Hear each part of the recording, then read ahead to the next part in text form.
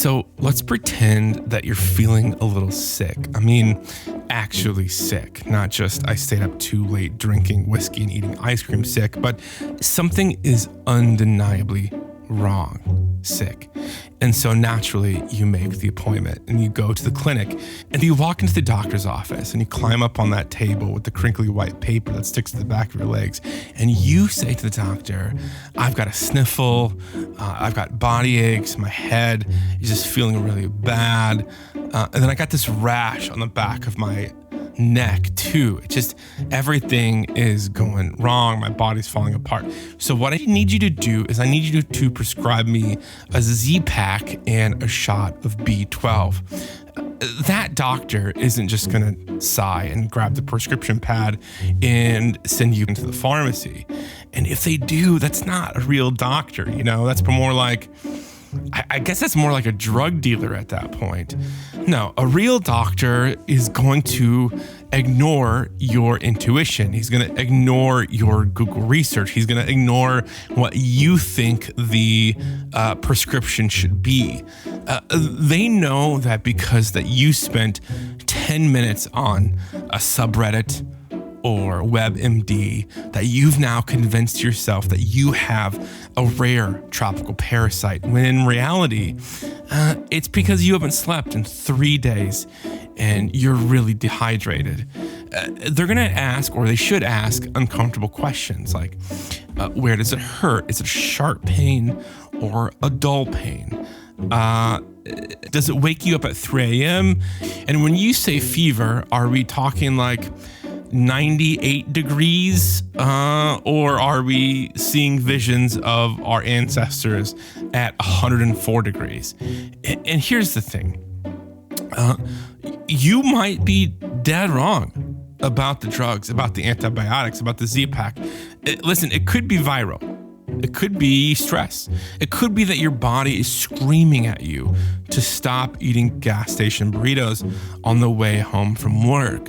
The doctor is not going to be your assistant that responds to your requests for drugs. Their job, and if they're a good doctor, is to listen beneath your demand, to hear the symptoms that you're describing and really listen. And in combination with other data points like, things like your age, your overall health, etc., and translate them into a proper objective diagnosis that you aren't qualified to make because you didn't go to medical school and you're too close to the problem. Because patients, we don't know what we need. We just know what hurts. And here's where we get into a little trouble. Going back to what we do for a living, here's where I'm going. Your clients are patients. And you, whether you like the responsibility or not, are the doctor.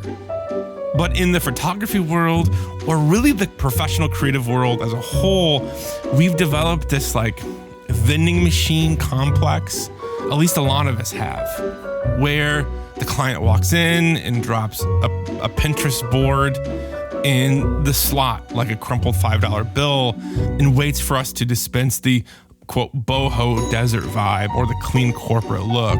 And most of us, we just respond. We push the button. We deliver the Z-Pack. I know I'm mixing metaphors here because we're afraid to tell the patient that their Pinterest board is actually a symptom of a much deeper, more boring disease.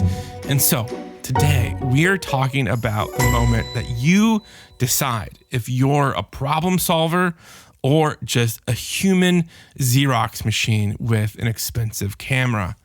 Well, my name is Patrick Four, and this is a Terrible Photographer podcast where we have honest conversations about creativity, identity, and discovering your voice. Today is episode 47. Holy hell, guys. We've made it to episode 47, and I'm still here, and I'm still kicking.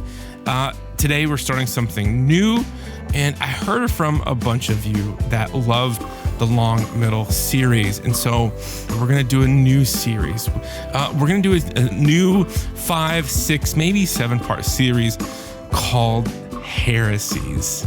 Things are about to get a little spicy. And so over the next few weeks, month or so, I'm going to say some things that, might piss you off. Things that sound a little wrong at first. Things that the industry doesn't want you to think too hard about or talk about. And so today, the first episode, we're going to talk about why listening to your clients is sometimes a bad idea.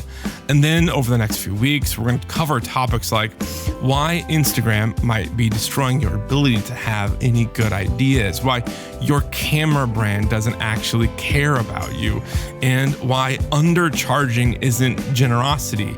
It's really kind of stupid. It's self-sabotage. And then we'll cover things like why a lot of nude photographers are just being lazy. Photographers who have nothing to offer the photography world other than thirst traps. And these aren't rants, right? And at least I'm going to try to prevent them from becoming rants. I don't want them to be hot takes designed to get attention. Really, though, they're just uncomfortable truths that if you're willing to sit with them, might change how you see your work. And so today's episode, I'm calling it the Proxy. Now, if you're a tech nerd, you probably know what a proxy is. You know that a proxy is a gateway or server that stands in for another server to perform a task. It's really just an empty vessel. It's a computer with no agency. It does whatever it's told by a higher authority. In our world, what I'm talking about, the proxy is the photographer who has really outsourced their vision. You've handed over your eyes, your taste, your professional soul to a client who, if we're being honest, has no idea what they're doing. You aren't just the artist in the room anymore. You're a human remote shutter release. You're a placeholder for someone else's Pinterest board. And so today, friends, we're talking about control, translation, and most importantly, courage. Because it takes zero courage to be the proxy. It takes zero courage to say yes to a bad idea and then just cash the check. But it takes courage to tell the patient that they're wrong about the medicine that they think they need. And so, if this is your first episode, welcome. Feel free to jump around. There are no particular order. If you're here for the series, buckle up. We're just getting started. And as always, you can email me anytime, questions, thoughts, hate mail. I respond to everything, and my email is in the show notes. So with all that being said, let's get into it.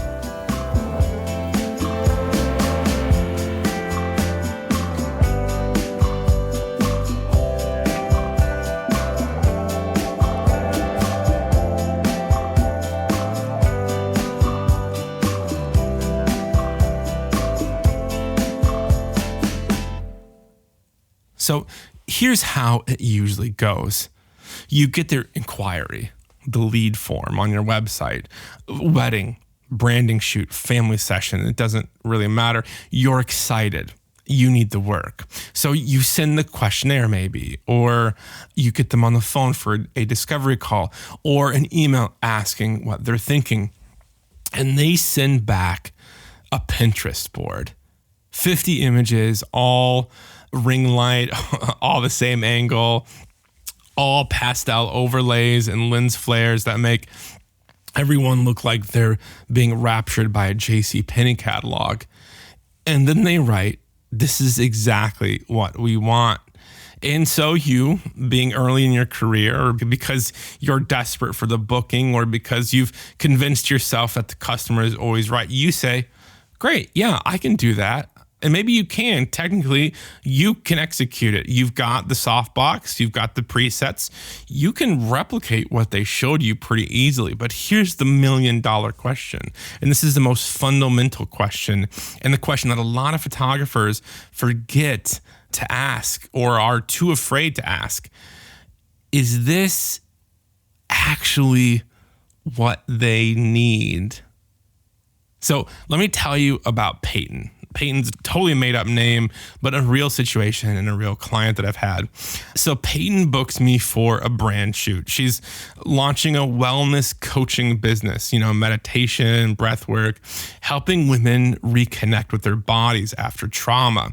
Heavy stuff, important work, And during the discovery call, she tells me that she's put together some stuff that she likes and that she's seen other places. And so I'm like, great, send it over. And so she sends me a Google Drive folder with a combination of iPhone screenshots and thumbnails from Pinterest. And it's all corporate, guys. It's stock photo energy. It's like attractive women who are models in white linen sitting cross-legged on a beach at sunrise. It's hands in prayer position. It's soft focus, the kind of image you would see in a Headspace ad or a Goop email. It's generic and polished and safe. And in the email, she writes, I love this vibe. Clean, calm, aspirational. Now, here's where a lot of photographers, especially early career photographers, make the decision that kills the work. They say, got it. I'll bring the softbox. We'll get some white fabric. We'll shoot on the beach because that's what the client is asking for. But me, because I don't like doing what I'm told, I don't do that. And I gave her a call and I wanted to ask some questions. So I asked the question, so tell me about the women that you're trying to reach, right?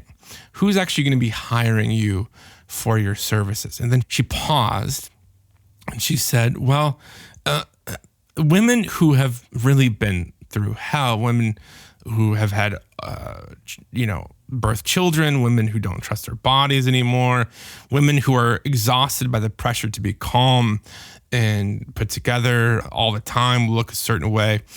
And I said, okay, so not young, attractive models who doing sunrise yoga on the beach. She laughed and said, no, definitely not. And I said, so why are we shooting that? And then there is silence on the phone. And then she said, out of nowhere, well, quote, because I don't know. That's just what I see other coaches doing. I thought that's what people expect. And this is the moment, friends. This is where you get to decide if you're going to be a translator or a technician. Because Peyton honestly didn't need a beach and a sunset. What she actually needed was honest imagery. But here's the thing. She also needed professional honesty, not just the shitty, unpolished, quote unquote, authentic imagery that looks like it came from an iPhone photo from her living room. No, she needed images that were both human and elevated, approachable and commercial grade. Images that look like the women that she was trying to help, right?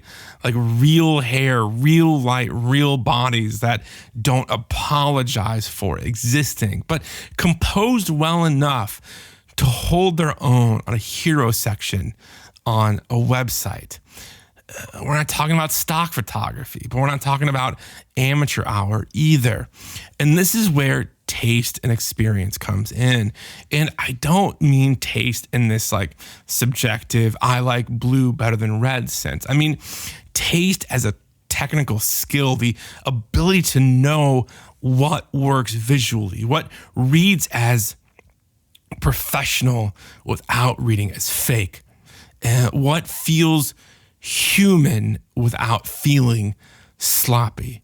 Because anyone can shoot a shitty and unpolished image on an iPhone, right? Point the camera, press the button, call it authentic.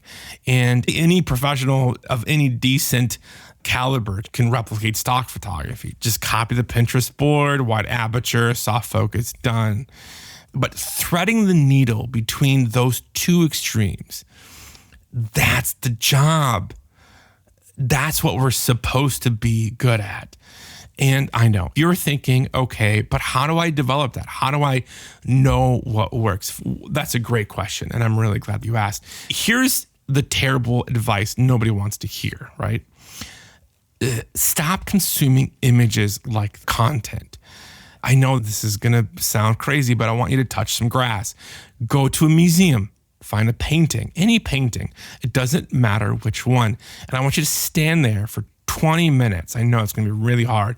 There's no phone, no audio guide, no reading the placard. Just look at the painting. Notice where your eye goes first, what holds your attention. Notice when you get bored and what pulls you back in. Notice the light, the composition, the negative space, the way the painter used color to guide you through the frame.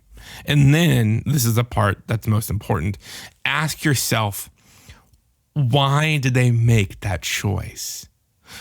Why is the subject off center? Why is the background dark? Why does it feel tense versus maybe feeling calm? Because that's how you build a visual vocabulary. It's not by scrolling, not by copying. It's really just by observing, by training your brain to see the structure underneath the images. Or here's another one. Take a walk. Just take a walk, right? No camera. And I want you just to look at the light. Notice how the light hits a building at 4 p.m.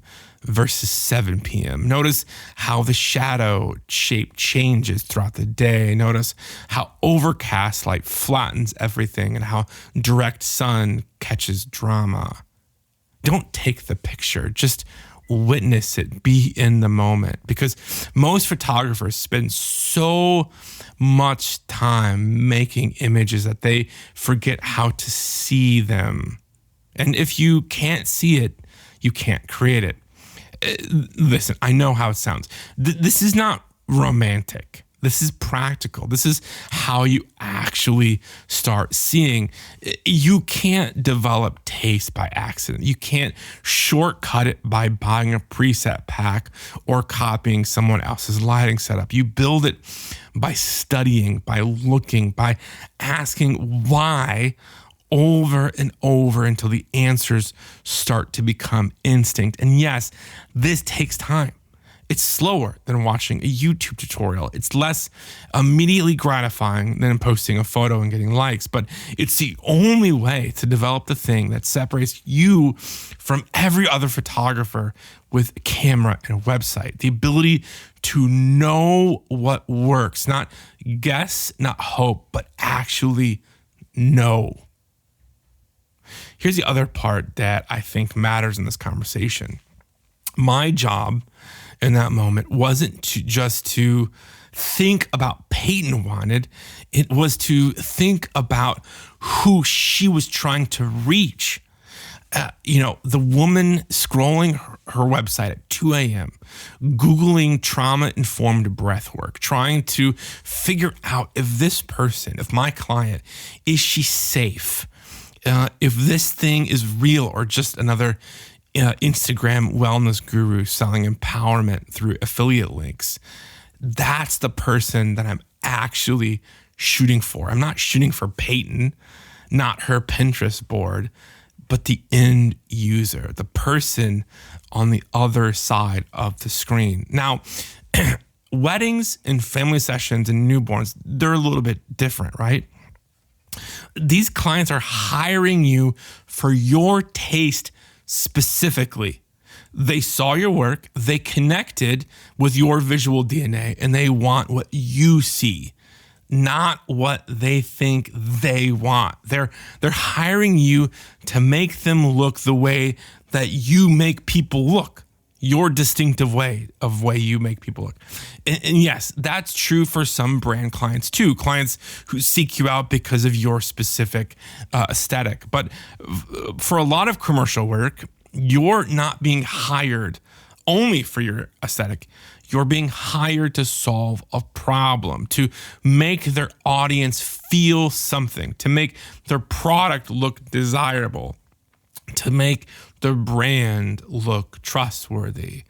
And I would argue, even for the wedding client, the family client, the newborn client, you're there to solve a problem too. But that problem is just vastly different, because even the wedding client is coming to you with a problem. Their problem is, I am getting married and I want my wedding to look like a fairy tale, and I don't know how to do that on my own. So I'm trusting you to help me get there, right? And if this solution to that problem is different than what they thought they needed, that's where your expertise comes in, right? That's where it matters. It doesn't matter if it's a commercial client or a consumer getting married or hiring you for their babies. It doesn't matter.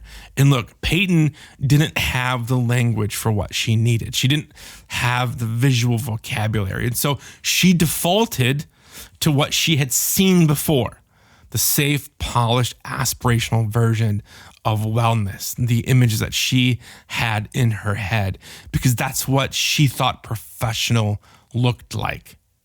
And my job in that moment wasn't to give her what she asked for. My job was to translate what she was actually trying to say and what she was actually trying to accomplish into something that worked visually, something that felt real enough to connect with her actual audience, but looked good enough to be taken seriously. Because clients, most of them anyway, don't hire us to give them what they want. They think so, but that's not true. They hire us to give them something beautiful, yes, but something effective, something that solves the problem that they didn't know how to articulate. If I had just said sure to the client, right, to Peyton, sure, I can shoot that, I would have given her exactly what she'd asked for, and it would have been completely wrong.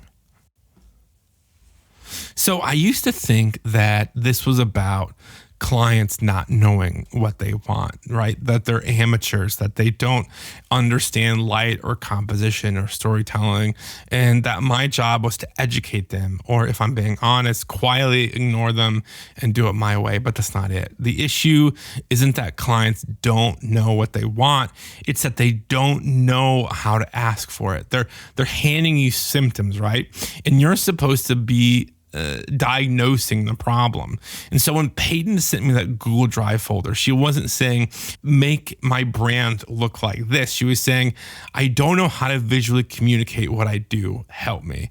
And when the wedding client says, I want light and airy portraits like this photographer on Instagram, they're not actually saying they want the bright, overexposed images. They're saying, I want to feel seen. I want to feel beautiful. I want it to be a fairy tale. I don't want it to look like every other wedding I've scrolled in the past. But they don't have the language for that. So they give you a visual reference. And this is the trap. And if you treat that reference as a prescription, not a starting point, you're not a creative. You're just a copier. You're just a proxy.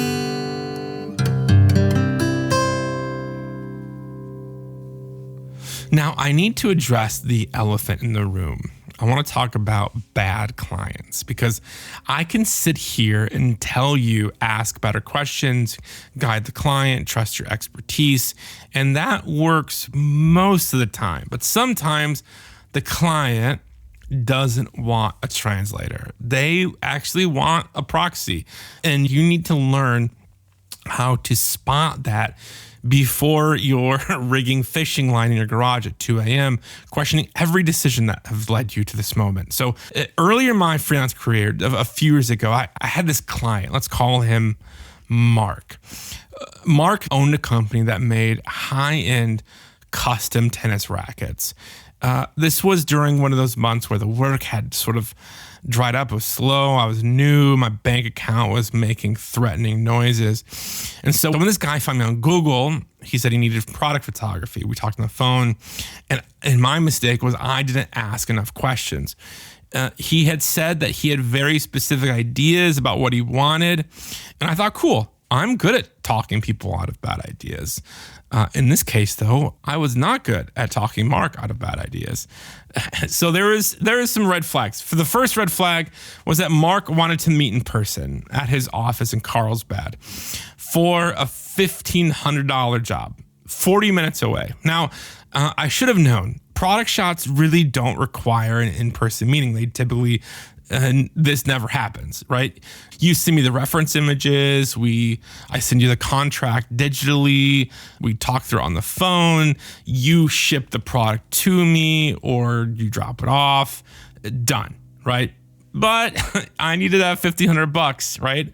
It really felt like oxygen in that moment. So I made the 40-minute trek from my home in San Diego to Carlsbad, California. And the second I walked into his office, I knew I made a mistake. He had my contract printed out on his desk, covered in red pen like a high school English teacher grading a paper written by someone who didn't read the book. Now, my contract, I need to tell you, is pretty boring. It's standard. It's the legal equivalent of beige. It's every single contract that we all use, right? Typical shit. But Mark was very concerned about image ownership. So much so that he wanted me to sign an NDA, which is fine. Tennis rackets, NDAs are somewhat normal for what I do. And I always think that clients overestimate how much I care about their product. Like, I'm going to risk my career telling your competitors about your tennis rackets. I don't care about your tennis rackets, Mark. I really don't. And so we got the paperwork sorted, the contract signed. He gave me the check for the $1,500. I had it in my pocket. And we walked to the conference room. And there in the conference room, spread out across the entire table, like evidence at a crime scene, were photos, printed photos that he had taken on his iPhone. Mark had taken photos of his own product on his iPhone and printed them out on 8.5 by 11 paper at full size of his 3 tennis rackets. Now, I need to say these images were the weirdest angles of tennis rackets, just obscure, strange angles that were not exactly flattering, right? I'm talking like holding the racket at 47.5 degrees tilt, shooting from below up close with the iPhone's wide-angle lens, distorting everything like a funhouse mirror. These images made the rackets look like alien artifacts. And Mark says, completely serious, I want you to recreate these exactly. Not joking. I wish I was. And I'm standing there staring at these photos printed out across this conference room table, thinking, what the fresh hell is this? And then, I kid you not, and then he says casually, like it's helpful information. Now, if you notice, some of these, the front part of the racket is a little fuzzy. He said the word fuzzy, not out of focus, not soft, fucking fuzzy. And I swear to God, something in me wanted to die because on the outside, I was smiling, man. I was smiling, nodding along, saying, yeah, for sure. But I had already driven 40 minutes. I already signed the NDA. I had to check in my pocket, and I had already spent that $1,500 on my electric bill and car payment. So I said, yeah. And I drove home with these tennis rackets in my passenger seat, wondering how I was going to explain this to my future therapist. So here's what followed. I just need to tell you the story. I turned my garage into like this horrible nightmare. Fishing line everywhere, rigged from every shelf, hook, available surface. It was like a full, if you've ever seen that movie, A Beautiful Mind, it was kind of like that. But instead of like solving equations, I'm trying to spin a tennis racket at exactly a 47-degree angle to match Mark's precious iPhone photo. In these rackets, I need to tell you, they were like, what do you call it? The mesh. I'm not a tennis player, but the netting on the inside of the tennis racket, that's like pure white, right? With a black logo in the center, like painted on. And then the actual racket itself, like the fiberglass part or whatever, was like black and gray and white with like accents of electric green and blue and white and horrible. And when you tried to mask something like that, like how do you do that, right? Do you shoot on white? Do you shoot on black? So what I ended up doing was like literally draping a wall of pure orange, because orange wasn't on the racket. I went to the fabric store and I looked for a fabric that would work to key out this racket. So I picked orange. It just looked crazy. My garage looked like a deranged puppeteer's workshop. It looked absolutely insane. There's orange everywhere, fishing line glinting in the studio lights, these rackets dangling mathematically at improbable angles, my camera on a tripod in the craziest way. And I need to tell you, friends, I spent probably 50 hours on this project. So let me do the math for you. 50 hours, 50 divided by 1,500. That equals about $30 an hour before taxes, before gear costs, before the emotional damage of recreating the phrase "a little fuzzy." I'm not even going to talk to you about the focus stacking that I had to do for this project. It was horrible. The amount of retouching, shoot me in the face. $30 an hour. A Costco cashier makes more than that with benefits, and they don't even have to rig fishing line. So throughout this experience, here's what I've learned. Some clients don't want your expertise. They don't want your taste. They don't want you to solve the problem that they didn't know they had. They want you to be the proxy, a piece of equipment, a human scanner that says yes and executes their vision exactly as described, even when that vision is objectively insane. And that's fine, right? That's a real job. Product photographers shoot to spec all the time. I shoot to spec all the time, just not to that level of insanity. Event photographers cover what they're told to cover. There's nothing wrong with it. There's nothing wrong with just doing boring photography work that needs to get done. But they know that going in, if that's the job that you're signing up for. Because if it's not, and you take it anyway because you're desperate, you're going to spend a week in your garage like I did, suspending rackets, swaying in the modeling lights, wondering if this is what your professors meant by following your passion. Listen, the red flag for this client was very specific ideas, in-person meeting for a $1,500 job, contract covered in red pen, NDA for a sporting good, iPhone reference photos that violated the laws of perspective. But I ignored them because I needed the money, because I thought I could manage it, because turning down work felt like failure.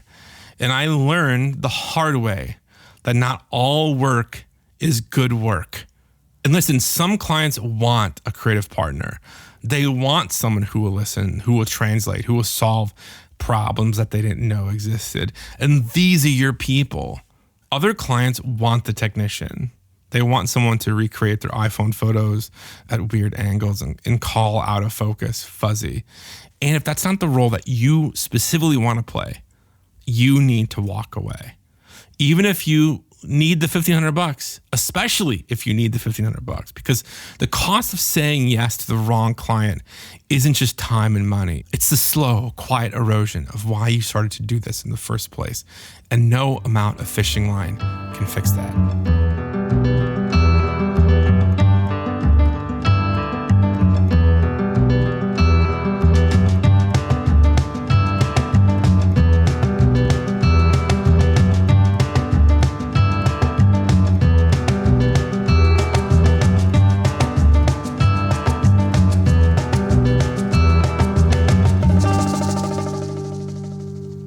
here's the other side of this. Some photographers want to be proxies, not because their clients are demanding it, but because they haven't done the work to be anything else. And I see this constantly. A photographer who gets a lead, gets an inquiry, the client says, we need branding photos. What do you think we should do? And the photographer kind of panics because they don't have the answer. They haven't developed a visual voice. They haven't built a point of view. They haven't spent the hours studying light and studying composition and studying what makes an image work versus what makes an image just, exist. And so they deflect. They ask questions like, what are you looking for? Do you have any reference images? What's your vision? And look, asking questions, again, is good. Any good practitioner should ask questions. But if every question you're asking is a way to avoid having an opinion yourself, you're not collaborating. You're outsourcing the creative work to someone who doesn't have the skills to do it. You're making the client solve the problem that you were hired to solve. This isn't about confidence. It's not about experience. It's about whether or not that you've done the work of developing the taste, the work of studying why certain images succeed and others fail, the work of building a visual vocabulary so that when someone says, I want something that feels authentic but polished, you don't just nod and hope for the best. You know exactly what that means and how to execute. But here's the truth. If you don't understand what makes an image work, you can never guide a client toward what will actually work for them. You're just there pressing the button, hoping it turns out okay. And that, my friends, is not photography. That's just being the proxy. It's being an expensive tripod. And listen, I get it. Developing a vision is hard. It's uncomfortable. It requires you to have opinions, to make choices, to risk being wrong. It's easier to let the client tell you what to do. To say, sure, I'll bring my softbox and pastels. I can do that. To treat every shoot like a multiple choice test where the client provides the answers and you just fill in the bubbles. But that's not the job. The actual job is to solve problems visually, to take a vague, inarticulate feeling the client has and turn it into something concrete, something beautiful, something that actually works. And you can't do that if you're waiting for them to tell you how. So if you're early in your career and you're struggling with this, that's actually good. That means you're aware of it. Now, though, you need to do the work. Study photographers that you admire, not to copy them, to understand why the images work. Shoot personal projects, not for Instagram, not for clients, but for you, to figure out what you actually see when you look through the camera. Make bad work. We talk about this a lot on this podcast. Make a lot of bad work because that's how you learn what good work looks like. Build a point of view, develop taste, get curious about why one angle works and another doesn't, why one setup feels clinical and another feels intimate. Because if you don't, you're not a photographer. You're just someone with a camera waiting for instructions. And the market is already saturated with those. So there's this quote, I'm paraphrasing, it's a little cliche, it's from Steve Jobs. He said, quote, people don't know what they want until you show it to them. And I used to think that was a little arrogant, like, who are you to tell people what they want? But I don't think that's what he meant. I think what he meant was people know what they feel. They know what they need, but they don't always know how to articulate it. Your job, our job as a person with the experience, the training, the vision is to listen beneath the words, to ask, what are you actually trying to say here? And then translate it into something that they could have never imagined on their own. Let me give you the other side of this, because I don't want you to walk away thinking, cool, I should just ignore my clients and do whatever I want. That's not what I'm saying. Again, There are absolutely times when the client knows exactly what they need, and your job is to execute it cleanly and professionally. Commercial work, corporate headshots, product photography, event coverage. Sometimes you're hired to be a technician. I've been hired to be a technician. That's fine. It pays the bill. That's a skill. That's a service. And sometimes that's easy work as long as you don't need to shoot tennis rackets in fishing line. Hell. But even in these contexts, there are opportunities to ask questions. You have a responsibility to ask questions, to elevate the work, to say, listen, I know this is what you've asked for, but can I show you an alternative approach that might work better for your audience? Because even when you're executing someone else's vision, you're still bringing your expertise, your perspective to the table. You're still the one who knows what works. Here's what I've learned after spending a lot of years doing this kind of work. The clients who respect you the most are the ones who you push back on. Not in a combative way, not in a I know better than you way, but in a way that says, let me make sure I understand what you're actually trying to accomplish here kind of way. The clients who just want you to do it their way, what they say, they're looking for a pair of hands. They're looking for the proxy, and they will replace you the second that they find cheaper hands. But the client who hires you because they trust your judgment, they trust your voice, they trust how you solve problems, those are the ones that come back. Those are the ones who refer you. Those are the ones who pay you what you're worth. Because they're not hiring a proxy. They're not hiring a cameraman. They're hiring you. They're hiring the problem solver.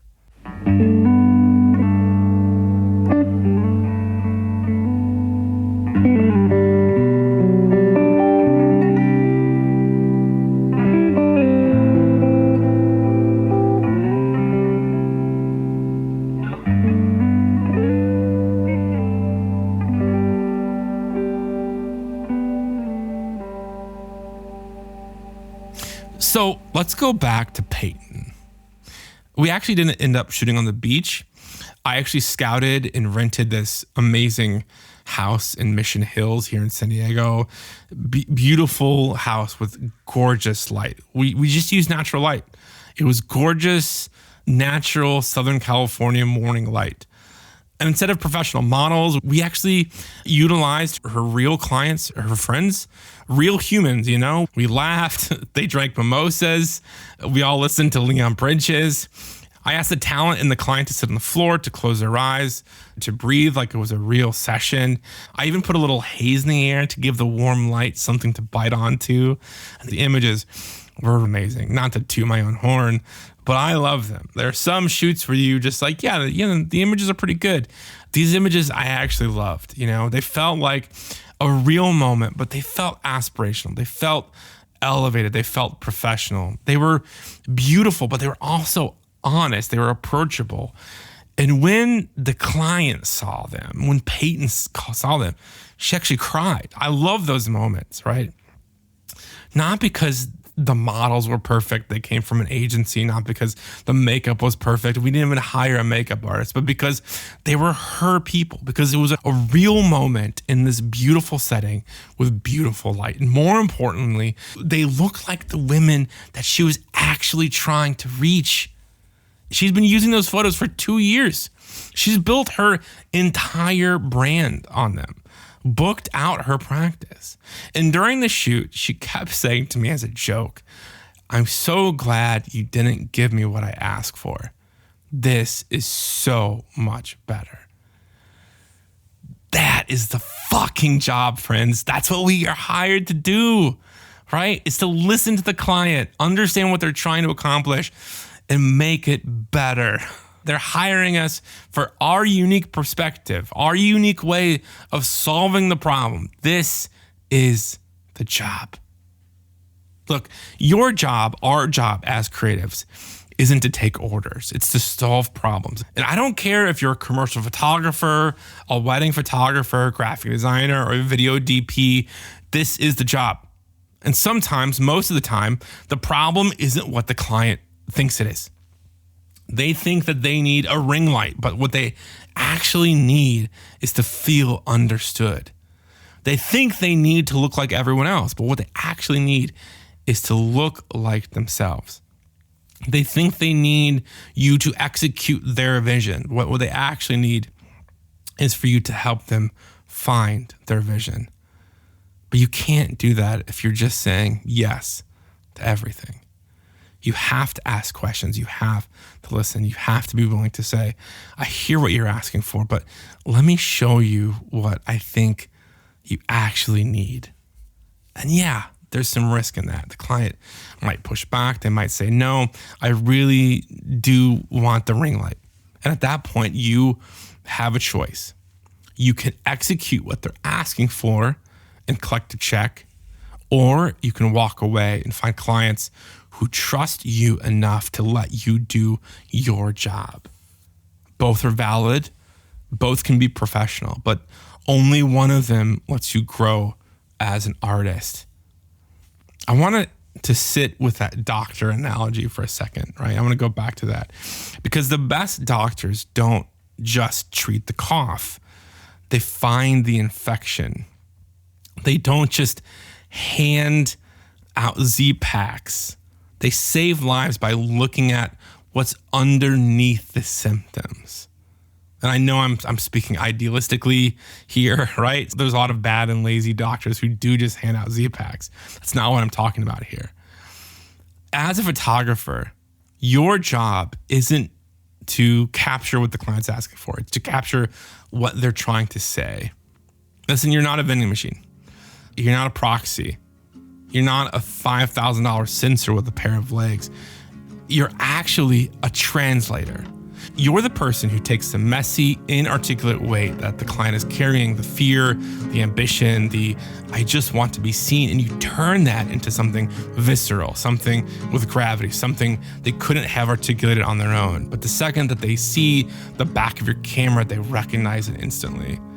And this requires more than gear. It requires the courage to be the person in the room with the actual fucking opinion. But mostly, though, it requires trust. Trust in your eye. Trust in your gut. Trust that the reason that they booked you, even if they don't know it yet, is because you see the world with the clarity that they lack. The client who hands you a Pinterest board of someone else's life doesn't actually want that person's life. They want the feeling that that work gave them. They want the spark. They want the echo. And your job, our job, isn't to copy the image. It's to recreate the spark in a way that belongs to them, not to the algorithm, not to the industry standard, not to the safe choice, to them. The only way to do that is to stop being a proxy for a vision that isn't yours. It's time to start being the professional they actually hired you to be. So here's your permission. It's a heavy one, so hold on to it. The next time a client slides a mood board across the table and says, I want exactly this, don't nod. Don't say, got it. Stop the conveyor belt. Look at them and ask, what is it about this that you're actually drawn to? And then listen. Really fucking listen. Because in that silence, they're going to tell you the problem you were actually hired to solve. And I promise you, it has nothing to do with lighting or presets. It's the diagnosis, and you're the one in the room with the cure. So, until next week, stay curious, stay courageous, and yeah, as always, stay terrible.